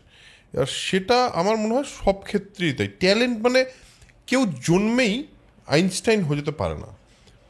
মানে সে জন্মেছে একটা বিরাট ট্যালেন্ট নিয়ে, যে আইনস্টাইন তা তো হয়নি। তার তো একটা আপব্রিঙ্গিং আছে, তার তো পড়াশোনা আছে, তার তো ওই জিনিসটার প্রতি ওই পার্সুটটা আছে, তো তার ওটা খোঁজার প্রতি ওই ইন্টারেস্টটা ছিল বলেই সে করেছে। তো ট্যালেন্ট বলে এমনিতেই কিছু হয় বলে আমার বিশ্বাস নেই আর কি। না, সেটা তো বটেই, সেটা যেমন একটা দিক, তেমনি তুই দক্ষ হয়ে উঠলি, কিন্তু তুই এমন একটা বিষয়ে দক্ষ যেটার কোনো দাম নেই, কোনো সমাজে প্রয়োজন নেই বা দাম নেই। হ্যাঁ, একদমই হতে পারে। তো হতেই পারে। আবার এরকমও আছে মানুষ যেই মানে এমন একটা জিনিসে দক্ষ যেটা হয়ে এতটা রেকগনাইজ নাও হওয়ার কথা ছিল, আজকের দিনে দাঁড়িয়ে খুব ছোট ছোট জিনিসেও লোকে রেকগনাইজ করে নিচ্ছে তারা, ইউজিং দেয়ার যেমন জাপানের একটা কনসেপ্ট ইকিগাই বলে একটা কনসেপ্ট আজকাল খুব পপুলার হয়েছে। তার কনসেপ্টটা হচ্ছে যে এমন একটা জিনিস যেটা তোমার করতে ভালো লাগে, এমন একটা জিনিস যেটা তুমি খুব ভালো করতে পারো, করতে ভালো লাগলেই, তো আমার গান খুব ভালো লাগে কিন্তু আমি গাইতে পারি না, তো হবে না। হ্যাঁ, তৃতীয় হচ্ছে যেটাতে সবার ভালো হবে, এবং চতুর্থ খুব ইম্পর্টেন্ট, যেটার জন্য সমাজ তোমাকে রেকগনাইজ করবে। এই চারটের যদি এক হয় তাহলেই তুমি ইকিগাইতে রয়েছো, তাহলেই তুমি ঠিক রয়েছো, তোমার ঠিক প্রফেশন চুজ করছো বা ঠিকভাবে বাঁচছো। তো চতুর্থটা খুব ইম্পর্টেন্ট। কাজে তুমি কিছু ডিজার্ভ করো না, কোনো মানুষ কিছু ডিজার্ভ করে না। আমার ট্যালেন্ট আছে, আমি ডিজার্ভ করি, তো তোমার মাছ ধরা ট্যালেন্ট থাকতে পারে। এই সময় সমাজ মনে করছে মাছ ধরাটা খুব বেশি গুরুত্বপূর্ণ দক্ষতা নয়। হতে পারে একদিন যখন সমস্ত পৃথিবী ডুবে গেছে বা তোমার জায়গাটা ডুবে গেছে, তখন মাছ ধরেই খেতে হবে মানুষকে, আর কোনো খাবার উপায় নেই, সেখানে তুমি দারুণ ট্যালেন্ট, সেখানে তুমি তখন সমাজ তোমাকে তোমার ওই ট্যালেন্টটার জন্যই খুব মূল্য দেবে। একদমই তাই, রেকগনাইজ করাটা জরুরি। কাজেই সমাজ তুমি কিচ্ছু ডিজার্ভ করছো না তোমার ট্যালেন্টের জন্য, সমাজ তোমাকে এন্টাইটেল করছে এই মুহূর্তে তোমার দক্ষতাটার জন্য। যেহেতু সমাজ তোমাকে এন্টাইটেল করছে, সেই জন্যে সমাজ তোমার থেকে যদি 30% ট্যাক্স কেটে নেয়, সেটা সমাজের প্রাপ্য। যে প্রশ্নটা আমরা করেছিলাম, ট্যাক্স কেন নেওয়া হবে, ওটা ইন্ডিভিজুয়াল রাইটসের কোনো খামতি ওখানে হচ্ছে না। এই যে তুমি করতে পারছো, টাকাটা ইনকাম করতে পারছো, মার্ক জুকারবার্গ ফেসবুক বানিয়েছে, সমাজ তো এন্টাইটেল করেছে তাকে, সে ডিজার্ভ করতো। আজ থেকে 500 বছর আগে সোশ্যাল মিডিয়ার তো টেকনোলজি ছিল না। শুধু তাই না, এই যে উনি তো একটা জাস্ট একটা অ্যাপ বানিয়েছেন বা একটা অ্যাপ্লিকেশন বানিয়েছেন, যেটা সারা পৃথিবীর এত মানুষ ইউজ করছে বলেই তো সে তো স্বীকৃতি পেয়েছে। এই স্বীকৃতিটা সমাজ তোমাকে দিয়েছে, একদম তাই, এই মুহূর্তে দিয়েছে। তুমি ডিজার্ভ করতে না এটা, তাও তোমাকে সমাজ দিয়েছে, সেই জন্য সমাজ তোমার থেকে বেশি টাকা নেবে। যেহেতু প্রিয়াঙ্কা চোপড়াকে সমাজ এন্টাইটেল করছে বেশি টাকা পাওয়ার জন্যে, কাজে মেরি কমের থেকে প্রিয়াঙ্কা চোপড়াকে বেশি ট্যাক্স দিতে হবে। এটা তার ইন্ডিভিজুয়াল রাইটসের কোনো, তাতে তার অধিকারের খর্ব হচ্ছে না।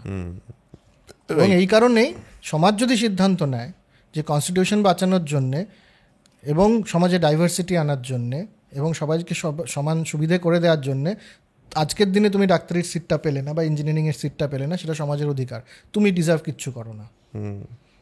তুমি অ্যাক্সিডেন্টালি একটা পরিবারে আমি নিজের কথাই বলছি, আমি একটা অ্যাক্সিডেন্টালি এমন পরিবারে জন্মগ্রহণ করেছি যেখানে আমি অনেক প্রিভিলেজ পেয়েছি, যেটা গ্রামের হয়তো যে দলিত সমাজ থেকে আসে সে পায়নি। কাজে আমি এক জায়গা থেকে রেস শুরু করিনি, সে এক জায়গা থেকে রেস শুরু করেনি। আমি যে এফোর্টটা দিতে পেরেছি পড়াশোনার পেছনে, সেই সময় তাকে সবজি বেচতে হতো। আমি খুব ভালো পড়াশোনায় করতে পেরেছি বলেই আমার ট্যালেন্ট খুব বড় হয়ে যাচ্ছে না, আমার ট্যালেন্টটাকে এই মুহূর্তে গুরুত্ব দিচ্ছে না সমাজ, ওর ডাইভার্সিটিটাকে গুরুত্ব দিচ্ছে। এটার মধ্যে কোনো মোরালিটি নেই, এটা হচ্ছে সমাজের নিয়ম, এটা তোমাকে মানতে হবে। এখান থেকে আমরা অনেকগুলো উত্তর পেয়ে যাই, যে এই যে আমরা ট্যাক্স দিয়ে শুরু করেছিলাম, ট্যাক্সের একটা সমস্যা কেন, কিভাবে আমি জাস্টিফাই করব বেশি মানুষের থেকে ট্যাক্স নেওয়া বা কোনো মানুষের থেকেই ট্যাক্স নেওয়া, কিভাবে আমরা জাস্টিফাই করব ইন্ডিভিজুয়াল রাইটসের। তো এই কান্টের কথা এবং জন রলসের এই কথাতে আমরা অনেকটা এসে আজকে যে জায়গাটা জাস্টিস দাঁড়িয়ে আছে সেটা এখান থেকে। জাস্টিসের তো একটা কি বলবো, কিছু প্যারামিটার্স পাওয়া গেল, দুজনের কি ইম্পর্টেন্ট প্যারামিটার্স পাওয়া গেল, তাতে বুঝলাম ওকে জাস্টিসটা এইভাবে এক্সপ্লেন করা যায় বা জাস্টিসটা এইভাবে ঠিক ভুলটা বোঝানো যায়। ঠিক হ্যাঁ, বুঝলাম, কিন্তু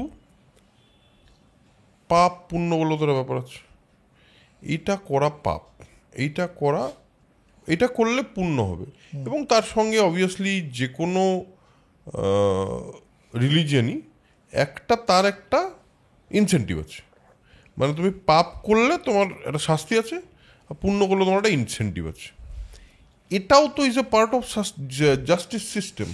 ঠিক ভুলের একটা ব্যাখ্যা তো এটা বটেই একদম। এবার আজকের যে জাস্টিস সিস্টেম, যেটা আমরা ল বা বিচার মণ্ডলী আছে, সেখানে কিন্তু ভার্চু বা কোনটা ঠিক কোনটা ভুলের এই পার্টটা, এই পাপ পুণ্যের পার্টটাকে আলাদা করে রেখেছে তারা। ওই প্রোটেস্ট্যান্ট রিফরমেশনের সময় থেকে, যখন যেটা আমরা কথা বলেছি আগের আইডেন্টিটির সময়ও, যখন থেকে ইন্ডিভিজুয়াল রাইটস ইত্যাদি শুরু হলো তখন থেকে, এবং চার্চ এবং রাষ্ট্র আলাদা হয়ে যাবে, এটা অনেক আগে থেকে শুরু হয়েছে। চার্চ এবং রাষ্ট্র মানে ধর্ম এবং রাষ্ট্র আলাদা হবে। তার কারণ হচ্ছে ধর্মের কথায় রাজারা চলবে না, এই হচ্ছে বিষয়। কিন্তু মোরালিটি দেয়ার একটা জায়গা ওখানে থাকবে, এরকমই ভাবনা ছিল। এবার কোথা থেকে আসবে এই বিষয়টা? এই বিষয়ে একটা অ্যারিস্টটলের মত আছে, যেটা কিন্তু খুব বেশি ধর্মের মত নয়, কিন্তু ঠিক ভুলের মত। যেমন ধর তোর এখানে বাঁশি আছে, অ্যারিস্টটল বলতেন যে একটা বাঁশির যে কোনো জিনিস তার পাওয়া উচিত যে সেটা ডিজার্ভ করে। আমরা ডিজার্ভিংয়ের থেকে বেরিয়ে এসেছি, তার পারপাস যেটা সেটাই, তার পারপাস অর্থাৎ একটা বাঁশির পারপাস কি? ভালো করে বাজা, ভালো করে বাজাই হচ্ছে বাঁশির পারপাস। তাহলে ভালো সবচেয়ে পৃথিবীর যে সবচেয়ে ভালো বাঁশিটা, সেটা কার কাছে যাওয়া উচিত? যে সবচেয়ে ভালো বাজায়। That is Aristotle's concept. অ্যারিস্টটলের কনসেপ্টটাই ছিল যে টাকার সব উদ্দেশ্য কি? মানুষকে ভালো রাখা। তাহলে টাকা কার কাছে যাওয়া উচিত? যে ভালোভাবে নেই, যে ভালো থাকতে চায় টাকা দিয়ে। হ্যাঁ, তো এটা একটা অ্যারিস্টটলের কনসেপ্ট ছিল, যেটা টেলিওলজিক্যাল কনসেপ্ট বলা হয়, যে কোনো জিনিসের জ্ঞান তার কাছে যাওয়া উচিত যে সেই জ্ঞানের ব্যবহার করতে পারবে, বা যে সেই জ্ঞানের পিপাসু প্রথমে, এবং সেই যে জ্ঞানী হবে, যার মাথা খুব ভালো কাজ করে, তাহলে জ্ঞানটা তারই প্রাপ্য, একদম অন্য কারো প্রাপ্য নয়। সেখান থেকেই তিনি রাষ্ট্রের কনসেপ্টেও এসেছিলেন, যে রাষ্ট্রের উদ্দেশ্য কি? সবার মধ্যে একটা চরিত্র গঠন করা, অ্যারিস্টটলের মনে হতো। যেটা আমরা আসবো হিন্দু ধর্মের কনসেপ্টেও, যে চরিত্র গঠন করা হচ্ছে রাষ্ট্রের উদ্দেশ্য। যেই কারণে তাহলে যার ভালো চরিত্র তাকেই রাষ্ট্রের প্রধান হওয়া উচিত। যে কারণে কিন্তু এখনও একটা এক্সপেক্ট করা হয় যে আমাদের যে নেতারা, তাদের কোনো পারিবারিক বা কোনো শারীরিক বা কোনো অন্যরকম ইচ্ছে থাকবে না। তারা মানুষ নয়, তারা একটা মহাদেবতার মতো হতে হবে তাদেরকে।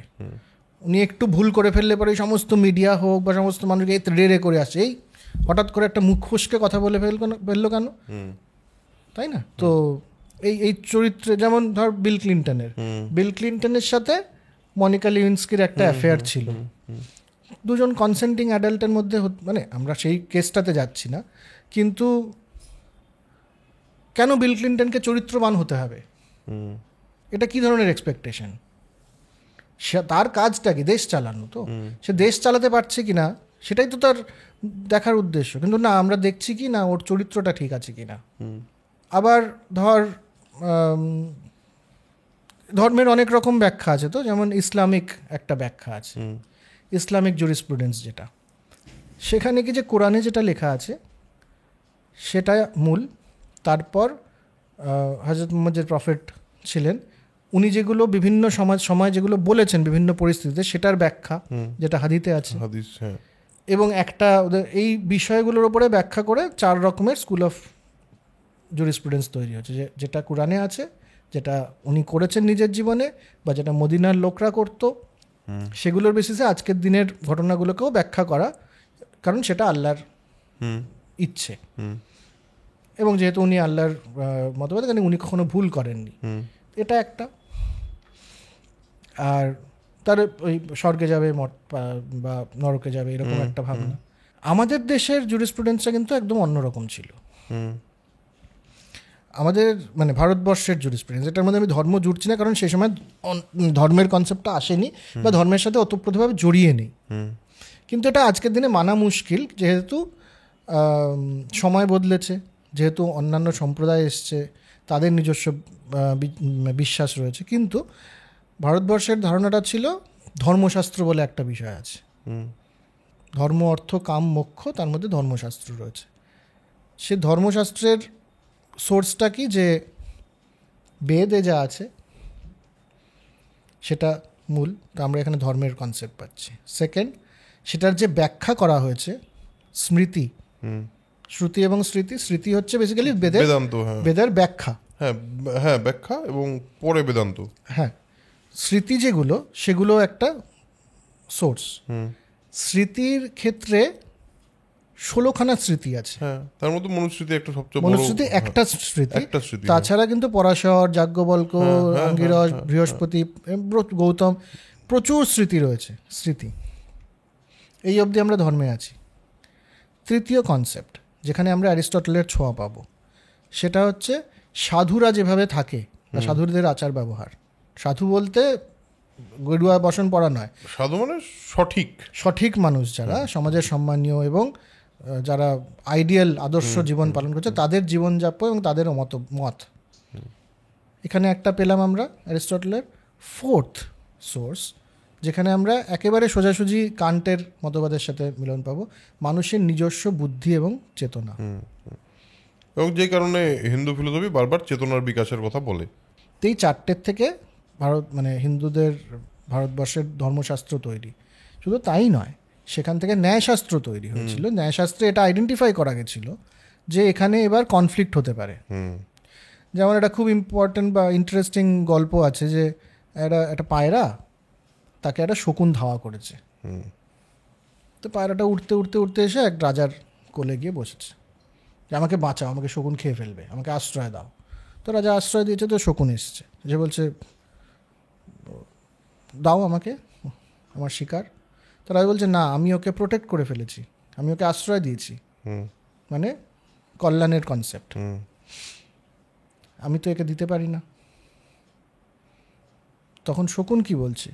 শকুন বলছিল যে কিন্তু তুমি তো জানো আমি মাংসাশী প্রাণী, আমি তো আর কিছু খাই না, আজকে আমার ওই একটাই শকুন, আমি একটাই পায়রা পেয়েছি, আমি তুমি ওকে খেতে দেবে না, তাহলে আমি তো মারা যাব, আমার ওই অধিকারের কি হবে? ইন্ডিভিজুয়াল রাইটসের প্রশ্ন। এই কনফ্লিক্টগুলো যে আছে এগুলো এরা কিন্তু অনেক আগে আইডেন্টিফাই করতে পেরেছিলেন, স্বাভাবিক। এবং সেই কারণে আরেকটা ব্রাঞ্চ অফ নলেজ তৈরি হয় যেটাকে বলে ন্যায়শাস্ত্র, যেটা গৌতম বের মূলত ওটাকে লিপিবদ্ধ করেছিলেন। সেখানে এটাই ছিল যে যখন এরকম কনফ্লিক্ট হবে তখন তর্কের মাধ্যমে ব্যাপারটাকে সলভ করতে হবে, যুক্তি দিয়ে সলভ করতে হবে। তর্ক কাকে বলে?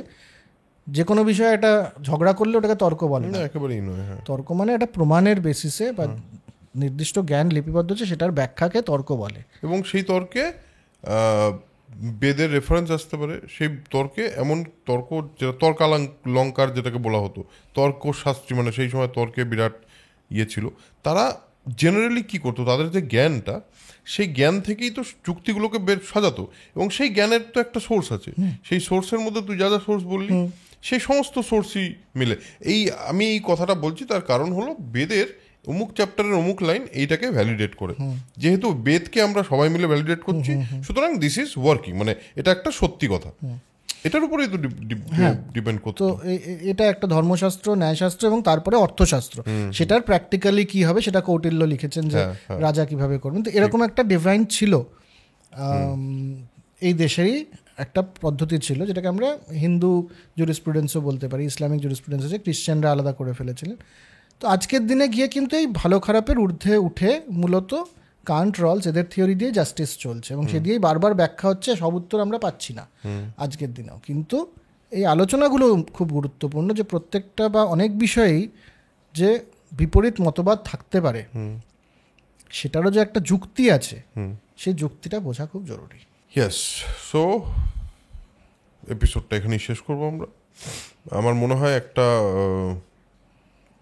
প্রত্যেকটা বইয়ের মধ্যেই, প্রত্যেকটা বই আমাদের মধ্যে কিছু আইদার নলেজ না হলে কিছু কোয়েশ্চেন তৈরি করে, যে কোয়েশ্চেনগুলো খুব ইম্পর্টেন্ট। এই যে আজকের আলোচনাটার মধ্যে থেকে আমরা তো সলভ কিছু করতে চাইছি না, বা এই বইটাও বোধহয় কিছু সলভ করতে চাইছে না, বাট এই কোয়েশ্চেনগুলো করাটা বোধহয় ইম্পর্টেন্ট নিজেদের সঙ্গে। এই ডায়ালগটা বা এই ধরনের কথোপকথন হওয়াটা বোধহয় জরুরি, সেটাই বোধহয় উদ্দেশ্য হওয়া উচিত? আমরা যতগুলো করে এসেছি এখন অবধি, এটা বোধ হয় 11 নম্বর এপিসোড বা 10 নম্বর এপিসোড, 11 নম্বর, 11 বা 12 হবে। হ্যাঁ, তাহলে সেখানে একটাই উদ্দেশ্য, বা আগামীতেও যেগুলো করব, যে পৃথিবীটাকে সাদা কালোভাবে না দেখে রঙিনভাবে দেখতে শেখার চেষ্টা করা। এবং এই থট নিয়েই লেটস এন্ড দিস এপিসোড। আজকের এপিসোড এখানেই শেষ করছি। আপনারা সাজেশন দিচ্ছেন প্রচুর বইয়ের, thank you for the suggestions. আমরা চেষ্টা করবো তার মাঝখান থেকে কিছু কিছু বই আমরা শর্টলিস্টও করেছি। ভাববেন না যে আপনাদের রিপ্লাই দিচ্ছি না বলে ওই বইগুলো নিয়ে ভাবছি না। যতগুলো কমেন্ট আছে আমি প্রত্যেকটা কমেন্ট পড়ি, প্রেমাশিস প্রত্যেকটা কমেন্ট পড়ি, এবং সেই যতগুলো সাজেশন আপনাদের কাছ থেকে আসে তার মধ্যে থেকে আমাদের যেটা মনে হবে বা প্রেমাশিসের যেটা মনে হবে যে এই বইটা নিয়ে করা যায়, আমরা অবশ্যই সেই বইটাকে অ্যাড্রেস করব। সো আজকের এপিসোড এখানেই শেষ করছি। কমেন্ট করা বন্ধ করবেন না, এবং কীরকম লাগছে বৈঠক অলরেডি আপনারা কমেন্ট করে সত্যি ভরিয়ে দিয়েছেন, এবং এত ভালোবাসা আমরাও প্রথমে এক্সপেক্ট করিনি। টু বি ভেরি ক্লিয়ার, আমাদের মনে হচ্ছিল এই ধরনের আলোচনা কি সত্যি লোকে শুনতে চায় বা শুনবে। আপনারা যে শুনছেন, আপনারা যে বৈঠকের সঙ্গে আছেন, থ্যাংক ইউ ফর দ্যাট। আরেকটা যেটা প্রথমেই বললাম, যে এই বৈঠকটা একটি নতুন চ্যানেলে যাচ্ছে। আমার মনে হচ্ছে, আমাদের দুজনেরই মনে হচ্ছে যে আমরা যেই ধরনের নিশকে টার্গেট করতে চাইছি, সে ধরনের নিশটা একটা আলাদা চ্যানেল থেকে আমরা একটু ছড়িয়ে দেওয়ার চেষ্টা করছি। ওই চ্যানেলটার লিঙ্ক এখানে নিচে দেওয়া আছে, সেই চ্যানেলটাই গিয়ে সাবস্ক্রাইব অবশ্যই করে আসবেন, এবং যতদিন সন্দেশে এইটা চলছে ততদিন সন্দেশও দেখতে থাকবেন, এবং এই চ্যানেলটাকেও সাবস্ক্রাইব করবেন। এখানেও অন্যরকম পডকাস্ট নিয়ে আমরা আসতেই থাকি। সো আজকের এপিসোড এখানেই শেষ করছি, দেখা হচ্ছে পরের এপিসোডে। তার আগে আমি বারবার যেটা বলি সেটা হলো, spread knowledge, spread positivity, because knowledge is power, positivity is everything. Tata.